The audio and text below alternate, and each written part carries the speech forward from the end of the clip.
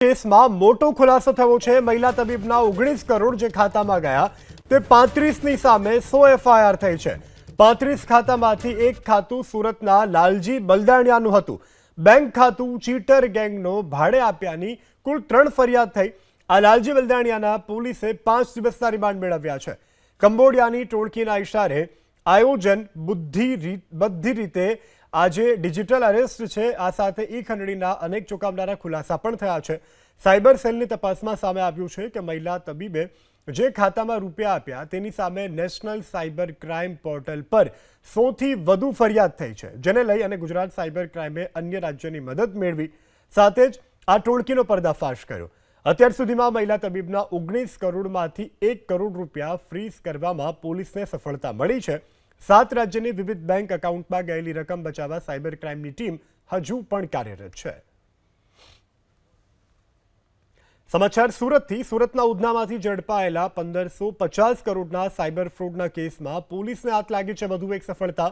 ઉધના પોલીસે વરાછા અને સહારા દરવાજા વિસ્તારની આરબીએલ બેંકના એરિયા હેડ અમિત ગુપ્તા, એસડીએમ અરુણ ધોધારી, નેન્સી ગોટી, નરેશ માણાની અને આ સાથે કલ્પેશ કથિરિયા, આશિષ ઘાટિયા અને અનિલ જાનીની ધરપકડ કરી છે। બેંક મેનેજર અને કર્મચારીઓ મોનિટરી બેનિફિટ લઈ અને કરંટ એકાઉન્ટ ખોલવાની આપતા હતા। ત્યારબાદ કોઈ ક્વેરી આવે તો આરોપીઓને યોગ્ય માર્ગદર્શન પણ આપતા હતા, જે માટે બેંક અધિકારી અને કર્મચારીઓને 50,000થી 2 લાખ સુધીનું કમિશન પણ મળતું હતું। બેંક અધિકારીઓ અને અગાઉ ઝડપાયેલા આરોપીઓની વચ્ચે થયેલી વોટ્સઅપ ચેટ પણ પોલીસને હાથ લાગી છે। જે અરજદાર અથવા પ્રોપરાઇટર કે જેના નામે કરંટ એકાઉન્ટ ખોલવાના હતા એ લોકોનો સંપર્ક નહોતો કર્યો, પરંતુ સીધો જે મુખ્ય આરોપીઓ છે આ કેસના, કિરાત જાદવાણી અને અન્ય લોકો, દિવ્યેશ ચક્રાણી ને અન્ય જે છે એ તમામનો સંપર્ક કર્યો હતો અને સતત એ લોકોના જ સંપર્કમાં રહી અને આ પ્રકારના એકાઉન્ટ ખોલ્યા હતા।